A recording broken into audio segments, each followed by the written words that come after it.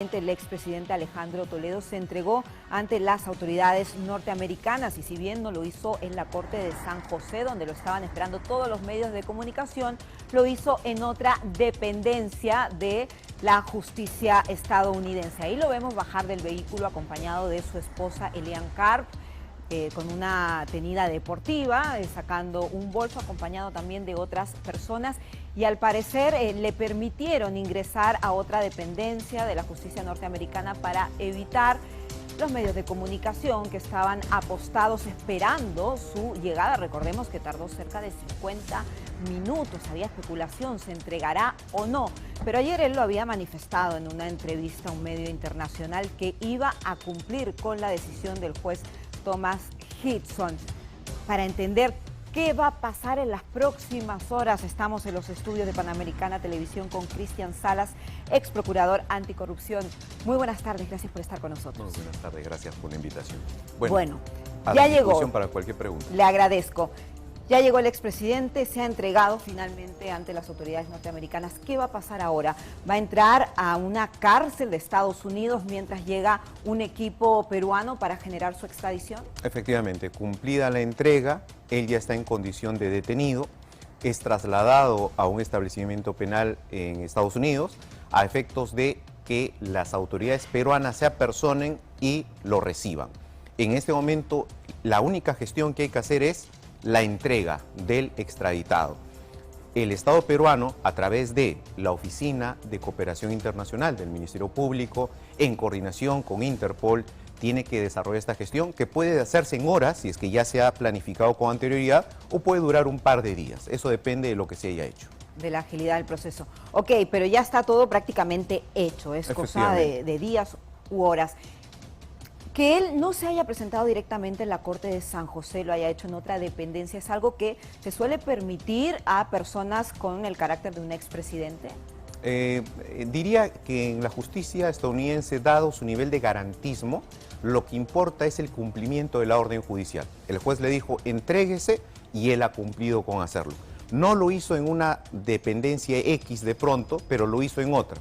Y el sistema norteamericano está tan bien conformado y estructurado que sea cual sea la sede donde se cumple, se ejecuta de inmediato la orden. Y había expectativa, todos los medios de comunicación esperando, habían pasado 50 minutos de la hora pactada y no llegaba. Y claro, todos estaban en la Corte de San José, pero lo hizo en otra dependencia. Ahora ya está detenido, próximamente llegarán el equipo peruano para generar el proceso de extradición. Ya en territorio peruano, ¿cuál es su destino?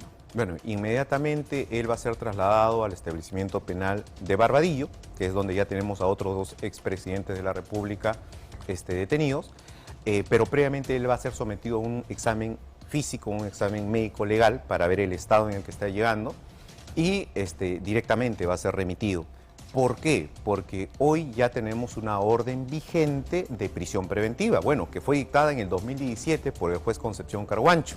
Entonces esa orden se tiene que cumplir sí o sí.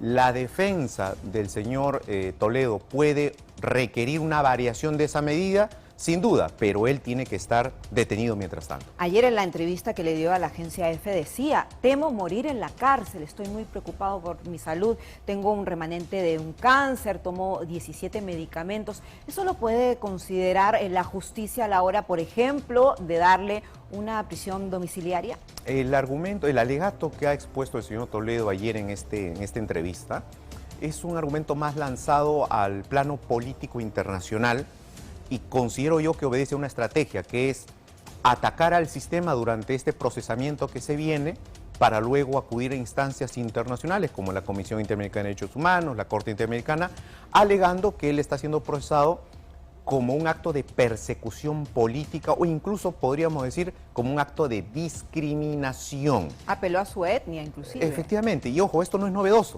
ya Pedro Castillo lo viene haciendo también, bajo casi idénticos argumentos, que finalmente no calan en la justicia nacional porque ese tipo de argumentos de que estoy enfermo, de que me voy a morir en la cárcel, son falacias ad misericordia, es decir, no sirven para el criterio objetivo que un juez tiene. Lo que sí sirve es el dato de la enfermedad. Entonces, si es que Toledo quiere cambiar su prisión preventiva por una detención en su casa, el juez analiza, está enfermo, tiene un nivel de enfermedad tal que en el penal no se le puede atender, necesita una atención especializada afuera, ya bueno, eso es uno. Pero a eso se le suma otro requisito. ¿Cuál es? Que el enfermo no genere peligro de fuga o peligro de obstaculización, que en el caso del señor Toledo lamentablemente sí existe. También ayer escuchaba a la señora Elian Karp, su esposa, diciendo es una prisión preventiva, aún no hay ningún delito comprobado, él va a morir en la cárcel y lo decía de manera muy molesta. ¿Esto efectivamente puede ser un argumento para la defensa de Toledo, apelar a la salud, a que todavía no se le comprueba ningún delito y que todo es en base a testimonios de su círculo cercano y de algunos colaboradores eficaces? Ajá, ese dato es muy importante también para que la sociedad entienda la diferencia entre una prisión preventiva y una condena. La prisión preventiva se da para asegurar que el procesado afronte el proceso, no libre, sino detenido, porque genera un riesgo para el proceso. El proceso avanza, pero estando el señor libre puede entorpecerlo, que es lo que ha ocurrido. Desde 2017 el señor no está en el proceso y puede entorpecer el inicio de un juicio oral, por ejemplo. Entonces la prisión preventiva se da para fines de aseguramiento. La condena se da ya cuando está probada su responsabilidad y hay una sentencia que dice este señor es culpable. Son dos cosas totalmente distintas. Entonces podría tener sentido lo que está aludiendo su esposa. O sea, es cierto lo que dice, que todavía no se le ha probado nada, pero para la prisión preventiva eso no es necesario. Pero lo cierto es que en Perú es bastante habitual que a las personas investigadas generalmente se le dicte una prisión preventiva y en algunos países cuestionan eso. Por ejemplo, el presidente de Colombia, Gustavo Petro, dice Pedro Castillo está ahí, aún no le han probado nada, no lo han condenado y está en la cárcel. ¿Cuál es su impresión? El sistema aquí peruano tal vez en ese aspecto suele realizar estas prácticas de manera más frecuente que otras naciones. Ojo que la prisión preventiva está vigente dentro de lo que es la teoría del proceso en general. En el proceso penal, en diversas legislaciones, se admiten las detenciones preventivas antes de la condena, pero no se da en todos los casos, se da solo en aquellos casos donde hay elementos probatorios que vinculan a la persona de manera grave con el delito investigado, una pena alta que supera 4 años y el peligro procesal, peligro para el proceso. Entonces, cuando alguien dice, como el presidente Petro, no se le ha probado todavía nada y está preso. Claro, porque está en prisión preventiva. Todavía no hay juicio, todavía no hay actuación probatoria y por tanto todavía no hay condena. Pero necesitamos tenerlo en prisión preventiva para asegurar el desarrollo del proceso. El señor Castillo, el señor Toledo en libertad pueden fugar o pueden entorpecer la acción de la justicia. Y la prisión domiciliaria en el caso de él, también de su defensa, que dicen que padece un cáncer, que toma 17 pastillas, pero en el penal de Barbadillo también está Alberto Fujimori, que padece una situación de salud muy delicada, sin embargo, está ahí también cumpliendo su condena. ¿Podría argumentar la defensa del expresidente Toledo acudir a una prisión domiciliaria? Sin duda, y es lo que su defensa ya anunció. La defensa lo que va a hacer, una vez que ya Toledo esté aquí detenido, lo que va a hacer es presentar una solicitud de variación de la medida de prisión preventiva por arresto domiciliario. Pero el Código Procesal Penal ahí exige algo. Tiene que haber una causal que justifique eso, que puede ser la avanzada edad o la necesidad de atención médica que no puede ser cubierta en el penal. Entonces es ahí donde la defensa va a tener que acreditar con pericia, con documentación técnica médica, va a tener que acreditar esa dolencia grave que impide que él sea atendido en un penal. O sea, no hay forma de que los médicos vayan al penal, sino que él tiene que estar o en su casa o tiene que estar en una clínica. Primer requisito. Y el segundo requisito es que el señor no genere peligro de fuga, que no pueda huir o no pueda entorpecer la acción de la justicia. Y las últimas acciones del señor Toledo evidencian todo lo contrario. Es un elemento que sin lugar a dudas se va a considerar. Me gustaría que nos acompañe a ver parte de la declaración que dio el expresidente el día de ayer a la agencia EFE, hablando de esta acusación donde se le implica a recibir sobornos de hasta más de 30 millones de dólares. Por favor, que se publique el contenido del contrato que se ha firmado entre el Estado, la Nación Perú, con la empresa Odebrecht, porque somos los peruanos los que vamos a tener que pagar y asumir los compromisos a los que han llegado los fiscales de la Jato y los jueces. En donde los fiscales han ido a las cárceles de aquellos sospechosos, personas que le ponen a la cárcel como me van a poner a mí, y le tratan de negociar que sean colaboradores eficaces, pero digan algo que sea congruente con la tesis de los fiscales, con la teoría de los fiscales. y le dan dinero y le dan libertad. Y no estoy especulando. Ahí están los datos. YouTube. Pero lo único que pido es que no le corro a la justicia, pero le pido, por favor, no me maten en la cárcel. Déjeme luchar con nuestros argumentos.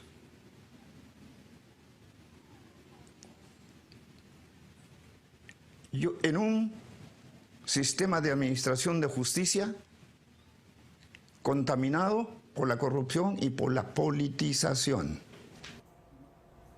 Y claro, muchas personas consideran que apela a un tema político, hablando de la corrupción que se vive en el Perú, que no lo maten en la cárcel, y bueno, algunos argumentos que son algo cuestionables, ¿no? Pero lo cierto es que este proceso que ya se está ejecutando también es un antecedente de la lucha precisamente en contra de la corrupción que está tan presente aún en el Perú.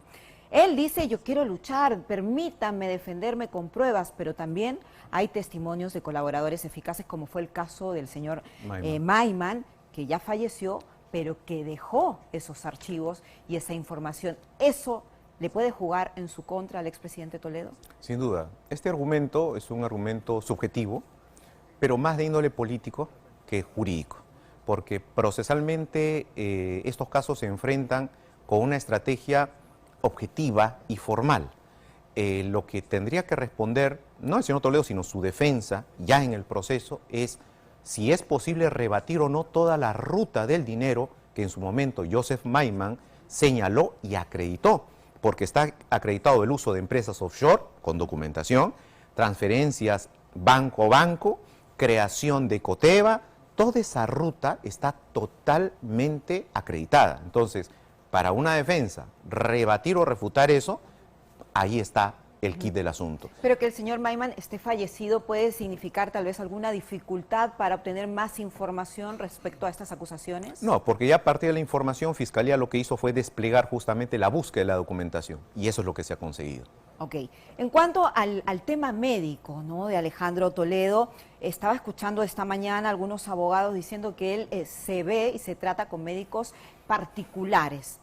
Si hay un antecedente de un cáncer o otra dolencia, ¿deberían aquí también determinarlo con médicos del Estado para identificar si efectivamente padece alguna enfermedad grave? Efectivamente, es lo que se estila en estos incidentes. Cuando una defensa solicita la variación de una medida coercitiva ante el juez, está obligada a acreditar la dolencia, el mal, la enfermedad. Muy bien, lo acredita con, por ejemplo, informes o pericias de parte. Y es la Fiscalía la que recibe esa documentación y o bien ordena un análisis al ciudadano o bien ordena una pericia sobre la documentación. Los peritos oficiales de la Fiscalía emiten un informe y es el juez quien evalúa tanto el informe de parte como el informe de la Fiscalía. Y es ahí donde los peritos oficiales pueden decir es errado o es cierto, etcétera, pero ya con un nivel técnico. Que se debe confirmar. Le agradezco mucho a Cristian Salas, ex procurador anticorrupción. Gracias por estar aquí y entender la figura de lo que va a pasar con el expresidente en los próximos días. Y la justicia es para todos. En nuestro país hay mucha corrupción, pero con el tiempo las acciones del sistema de administración de justicia han ido contra todos los colores políticos. Eso es algo innegable. Es muy importante. Le agradezco mucho, muy amable.